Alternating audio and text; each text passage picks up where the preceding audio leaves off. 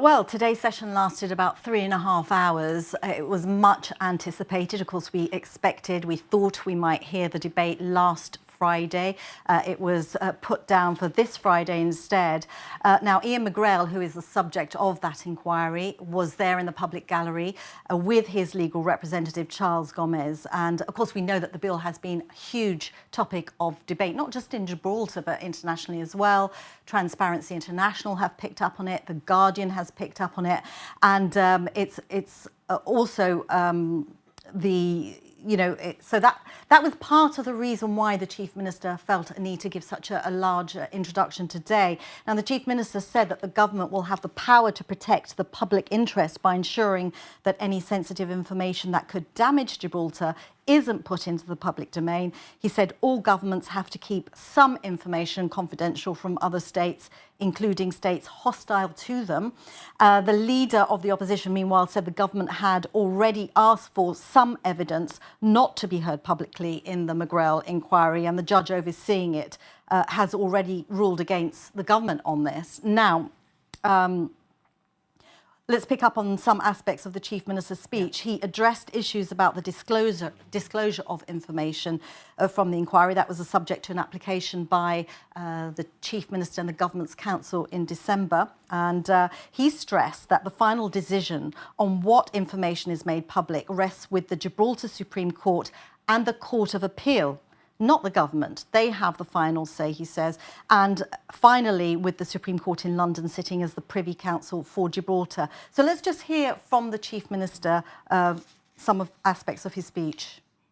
Government here, Madam Speaker, as it does in the UK, the gold standard laws of whom we're incorporating into our corpus juris through this bill, will have the power to protect the public interest, not our interest, our partisan interest, or our personal interest, but the public interest by ensuring that any sensitive information that could damage Gibraltar is not put into the public domain. But the final decision on whether the government has acted properly or not will rightly be of our Supreme Court judges, who rule on any application through the judicial process, which is completely independent from all and any politics. Governments chosen freely and fairly by direct universal suffrage of the people of Gibraltar, whether by a wide or narrower margin returned to office, will be able, in good faith, to act to make sure that those hostile to Gibraltar cannot access sensitive information that may threaten our people. So to stress there, he said that the power in the bill are exercisable by the government and not one minister. This is because he's actually had a lot of criticism from the opposition saying that he's using it for political purposes, right, to prevent information that he might not want out in the public domain, from being out there. So he denied this emphatically. I also want to make it clear, Madam Speaker, that this is not an untrammeled power, and is certainly not a power exercisable by a minister or by a government to in any way protect the government in a party political sense, or a minister in any personal sense. That this is the power that the government that I lead, and I dare say any government, would never use for the purposes of achieving any personal or partisan advantage, to oust any investigations or inquiry into any matter that created any liability or was designed to avoid any such liability. I want to be clear also about the fact that in the event of this power having to be exercised in the context of any inquiry, or indeed the current inquiry, that the use of the power would only prevent reporting and not inquiry into the issues subject to such a notice.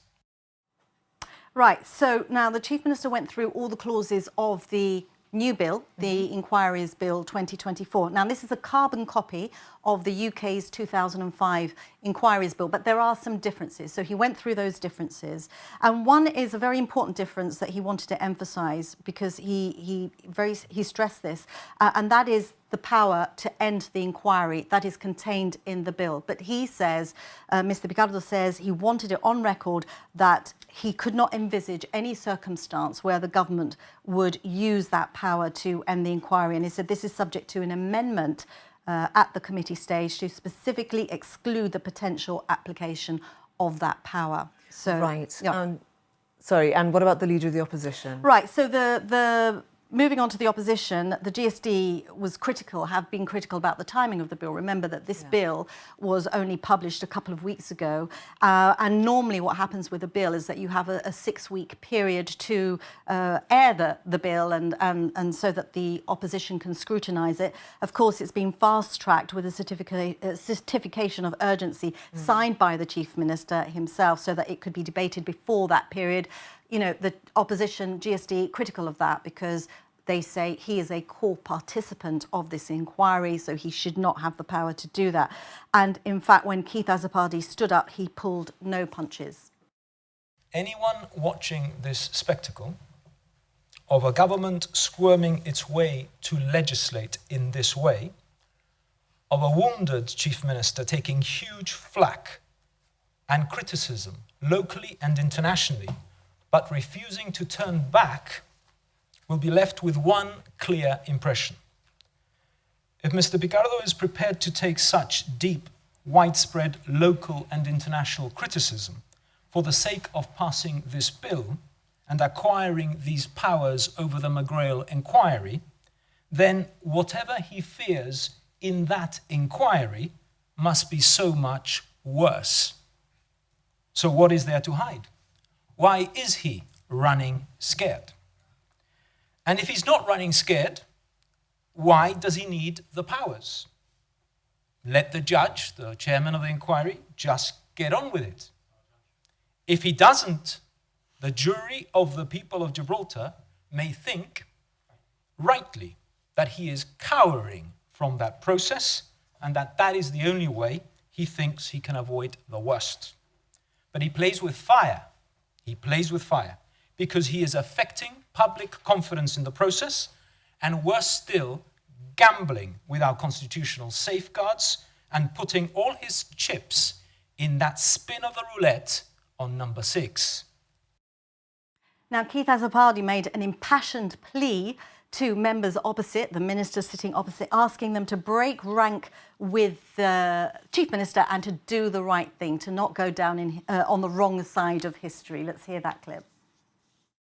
The use by the government, by the Chief Minister, of these intrusive new powers, which will affect or control the direction or manner of the McGrail Inquiry, when they have skin in the game, because the Chief Minister's reputation is on the line, is a massive conflict of interest. And who exactly will exercise those powers on behalf of the government? Because the key personalities are all mired in conflicts. So do they want to be seen as backing this decision to change the rules of the McGrail Inquiry in what will look like a thoroughly self-serving act? Is this really how much their jobs are worth? That they are prepared to go down in history as the government that voted to bring in a bill in the face of public outcry and in a way that can only be seen to be self-serving to try save the Chief Minister. That they changed the rules of a case they were involved in, where the conduct of the Chief Minister was under scrutiny. Is this how they want to be remembered? We also heard interventions from opposition members Damon Bossino and Roy Clinton. No one else on the government side chose to speak up in favour of the bill. They left that to the Chief Minister. He called division, and as expected, all 9 ministers voted for the bill and all 8 GSD members voted against it. And we'll be hearing the third reading of the bill, which will also be the actual vote for it on Monday when Parliament resumes at 3 o'clock.